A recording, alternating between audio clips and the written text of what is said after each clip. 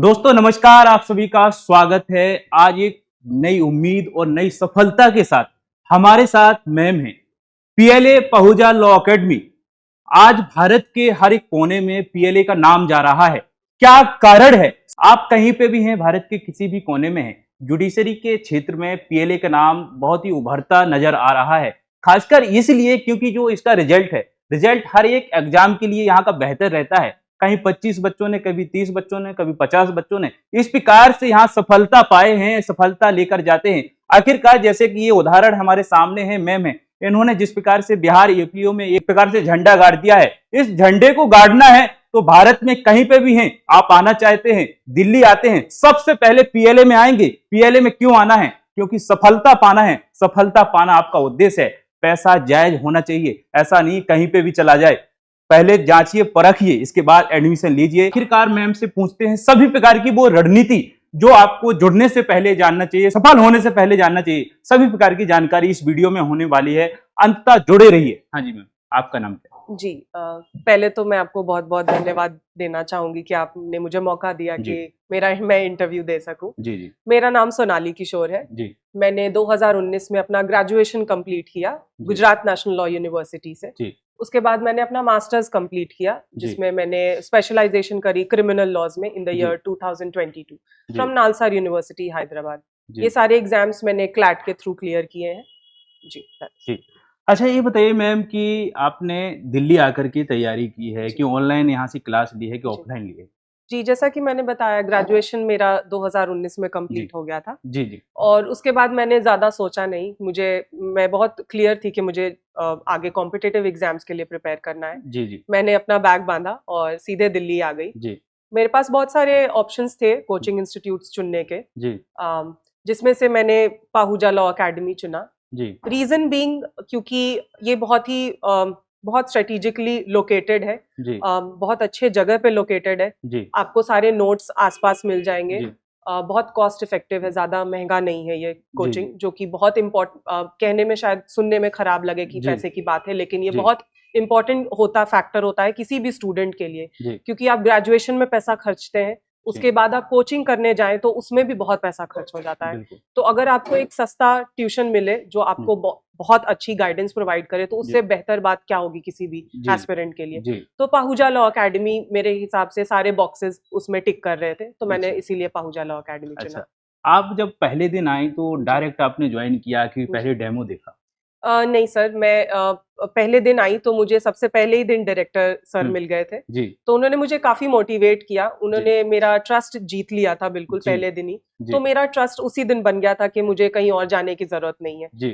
हालांकि coaching demo classes भी provide करती है। मेरे साथ में बहुत सारे और ऐसे एस्पिरेंट्स थे जो श्योर नहीं थे कोचिंग के बारे में, तो उन्होंने 1 2 3 तक मैंने पता है कि डेमो क्लासेस लिए हैं, और उसके बाद उन्होंने यही एकेडमी चुना है डेमो क्लासेस लेने के बाद भी।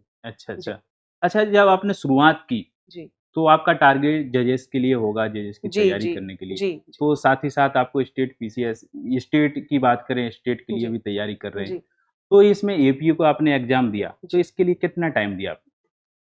जब मैंने ये स्टार्ट किया था तब सारे एस्पिरेंट्स जुडिशरी की ही तैयारी करते हैं, क्योंकि उनको उतना पता नहीं होता कि और क्या वैकेंसीज होंगे। लेकिन उसी दौरान मुझे एपीओ के बारे में भी पता चला, और मुझे पता चला कि ये इक्वली काफी प्रेस्टिजियस जॉब है। जितना जुडिशरी है उतना ही असिस्टेंट प्रोसिक्यूशन ऑफिसर का भी एक पोजीशन उतना ही प्रेस्टिजियस होता है, क्योंकि कोई भी कोर्ट सिर्फ जजेस से नहीं चलता, उसमें लॉ ऑफिसर्स भी होते हैं, जिसमें हमारा रोल आएगा असिस्टेंट प्रोसिक्यूशन ऑफिसर एग्जाम।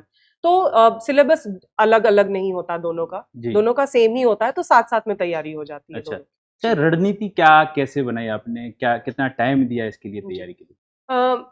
मैंने 1 साल कम से कम इसको दिया, और बहुत ही फोकस के साथ दिया। 1 साल मेरे हिसाब से 1 साल से ज्यादा एग्जाम प्रिपरेशन नहीं मांगता है।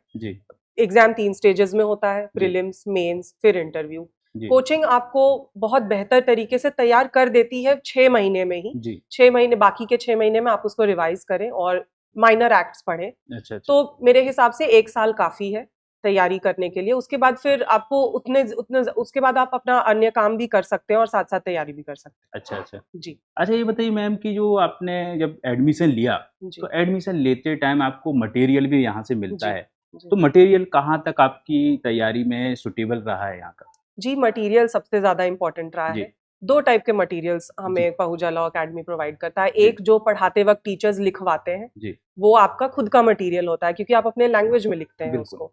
दूसरा जो अकेडमी खुद प्रोवाइड करती है, प्रिंटेड नोट्स। तो by the end of the coaching आपके पास इतने नोट्स हो जाएंगे कि शायद आपके पास वो पढ़ने का भी टाइम ना हो। तो एम्पल अमाउंट ऑफ नोट्स होता है, तो आप उससे अपना उसको पढ़ के अपनी मेंस की राइटिंग स्किल्स बहुत अच्छे से इम्प्रूव कर सकते हैं, तो उसमें कोई कमी नहीं होती। अच्छा। हैंड रिटन नोट मिलता है कि आपको, जैसे कि अदर प्रिंटेड नोट्स होते हैं जो कोचिंग प्रोवाइड करती है। अच्छा। तो हैंड रिटन नोट्स में राइटिंग बहुत लोगों को शायद समझ ना आए, इसीलिए बेहतर यही है कि प्रिंटेड नोट्स ही मिलते हैं सब कुछ। अच्छा, यहाँ पे 2 प्रकार के बैच चलते हैं जी, रेगुलर बैच भी चलते हैं और एक वीकेंड बैच भी चलते हैं। जी। क्या कारण हो सकता है इस प्रकार के बैच चलाने का? ये मेरे ख्याल से बहुत अच्छा इनिशिएटिव है, क्योंकि सभी लोगों के पास ये बेनिफिट नहीं होता कि वो सप्ताह के 5 दिन या मतलब सारे दिन पढ़ने आ सके। जो फ्रेश ग्रेजुएट्स होते हैं उनके पास थोड़ा समय होता है पढ़ाई को देने के लिए, तो वो जैसे मैं थी, तो मैंने रेगुलर बैच ज्वाइन किया था। 5 दिन क्लासेस चलती हैं। लेकिन जो लोग साथ में कोई कार्य कर रहे हैं, कहीं काम कर रहे हैं, कोर्स ज्वाइन किए हुए हैं, उनके लिए वीकेंड बैच सही होता है, सैटरडे संडे। तो अकेडमी उस हिसाब से दोनों के नीड्स को फुलफिल कर देता है। अच्छा मैम, जैसे कि मीडियम की बात कर लेते हैं, हिंदी मीडियम और इंग्लिश मीडियम कहाँ तक इफेक्टिव रहता है? जैसे कि बोलते हैं इंग्लिश मीडियम होना जरूरी है कोई भी एग्जाम निकालने के लिए, खासकर जुडिशरी में, तो ये कहाँ तक इम्पैक्ट करता है हिंदी मीडियम? जी, मैं नहीं समझती कि दोनों को मतलब हम किसी पर्टिकुलर बॉक्स में डाल सकते हैं। दोनों ही लैंग्वेज बहुत इंपॉर्टेंट होती है आपके लिए। जैसे अगर आप में जैसे मेरा मीडियम हिंदी इंग्लिश है, लेकिन जब मैं अपने सर्विस देने जाऊंगी तो वहाँ पे जो डॉक्यूमेंट्स होते हैं वो हिंदी में होते हैं, तो मुझे हिंदी की भी जानकारी होना बहुत जरूरी है। अच्छा। लेकिन शायद जब हम जजमेंट्स लिखें, जब हम रिसर्च करते हैं, तो वो मोस्टली इंग्लिश में होते हैं। अच्छा। तो दोनों लैंग्वेजेस की जानकारी होना बहुत जरूरी है, तो हम किसी एक को दूसरे के ऊपर इम्पोर्टेंस नहीं दे सकते। अच्छा जी। अच्छा, एस्पिरेंट बहुत सारे हैं जो जुडिशरी की तैयारी करते हैं, भारत के कोने कोने में ये वीडियो जाएगा, देखेंगे, आपसे वो क्या ऐसा सीखें, आपने जो यहाँ पे सीखा है उनके लिए क्या मैसेज देना चाहेंगे? सबसे पहली बात तो 2 चीजें, पेशेंस होना बहुत जरूरी है, क्योंकि एक टाइम टेकिंग प्रोसेस है। तो आप जब भी डिसाइड करें कि आप किसी कॉम्पिटिटिव एग्जाम के लिए बैठेंगे, तो आप ये मन में ठान लें कि आपको पेशेंट बहुत रहना है, इम्पेशेंट बिल्कुल भी नहीं होना है, क्योंकि जब आप इम्पेशेंट होंगे तो आपकी तैयारी हैम्पर होती है, आपका हेल्थ हैम्पर होता है। दूसरा, आपको फोकस्ड रहना है। आपको आपके आसपास आप देखेंगे कि आपके दोस्त आपसे थोड़े आगे बढ़ गए हैं या कुछ भी हो रहा है, आपको अपना फोकस नहीं हिलाना है, क्योंकि आपने ये चूज किया है कि आप इस कॉम्पिटिटिव एग्जाम के लिए बैठेंगे, तो रिस्पॉन्सिबिलिटी भी आपकी है। तो 2 चीजें बहुत इंपॉर्टेंट मैंने इस कोचिंग से भी सीखी, जो सारे टीचर्स पढ़ाते वक्त हम सबको बार बार ध्यान दिलाते रहते हैं, क्योंकि at the end of the day हम सब स्टूडेंट्स ही हैं, थोड़ा सा मन तो भटकता ही है सभी का। तो फोकस और पेशेंस बहुत जरूरी है। अच्छा जी मैम, जैसे कि जो 1 बार 2 बार एग्जाम देता है, इसके बाद सफल नहीं हो पाते हैं, तो उसके बाद वो डिमोटिवेट भी होते हैं, बार बार ऐसा लगता है कि हमें छोड़ देना चाहिए तैयारी को, और पैसे की भी बहुत सारी बच्चों के साथ प्रॉब्लम होती है, तो ऐसे इसको कैसे मैनेज किया जा सकता है? मेरा थोड़ा डिफरेंट टेक है इसमें। मेरे हिसाब से सभी के पास एक प्लान बी होना चाहिए। जैसे कि जब मैं जब आई थी तो मेरा प्लान ए जुडिशरी था, मेरा कोई प्लान बी नहीं था। लेकिन मुझे पता चला कि और भी वैकेंसीज होती हैं जिसमें लोग बहुत अच्छा कर रहे हैं, तो जिसके दौरान मुझे एपीओ के बारे में पता चला, तो एपीओ मेरा प्लान बी बना। ऐसा नहीं है कि मैंने जुडिशरी नहीं दिया है, मैंने जुडिशरी का इंटरव्यू दिया है। तो मेरा उसमें नहीं हो पाया किसी कारणवश, तो मेरा प्लान बी रेडी था मेरे पास, क्योंकि मुझे पता था जिंदगी तो छोटी होती ही है, तो आपको पूरा जिंदगी आपका एक बहुत इंपॉर्टेंट चंक आपको सिर्फ प्रिपेयर करते हुए नहीं बिताना है। बिल्कुल, बिकॉज आपकी भी कुछ ख्वाहिशें होती हैं, आपको भी पैसे कमाने हैं, घर बनाना है, सब मम्मी पापा को अच्छा फील कराना है, तो आपके पास प्लान बी होना बहुत जरूरी है। सो दैट आप ट्राई करें, 3 अटेम्प्ट तक ट्राई करें, और नहीं हो रहा है तो फिर आपको थोड़ा you should take a step back and think कि मे बी आप कुछ और एक्सप्लोर कर सकते हैं। प्लान बी रखना बहुत जरूरी है। अच्छा जी, तो ये थी सभी प्रकार की तमाम प्रकार की वो जानकारी जो एक जुडिशरी एस्पिरेंट को जानना जरूरी है।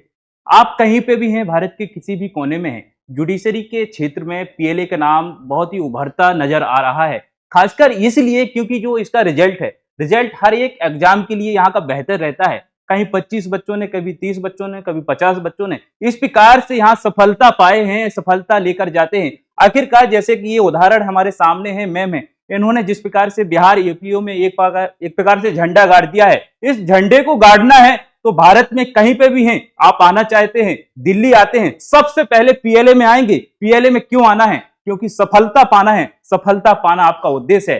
पैसा जायज होना चाहिए, ऐसा नहीं कहीं पे भी चला जाए। पहले जांचिए, परखिए, इसके बाद एडमिशन लीजिए, जैसे कि मैम ने बताया। और कुछ बोलना चाहें तो बोल सकती हैं जी। मेरे सारे बेस्ट विशेस एकेडमी से। मैं अपने सारे सक्सेस बिल्कुल यहाँ के टीचर्स और टीम को ओ करती हूँ। सो मैं हमेशा थैंकफुल रहूंगी कि इन्होंने मुझे बहुत अच्छा गाइडेंस प्रोवाइड किया, और आशा करती हूँ कि मैं आगे जो भी करूँ लाइफ में सक्सेसफुल रहूँ। मैं हमेशा पीएलए को उस जर्नी का एक पार्ट मानूंगी। Thank you. तो दोस्तों, ये तमाम प्रकार की जानकारी है।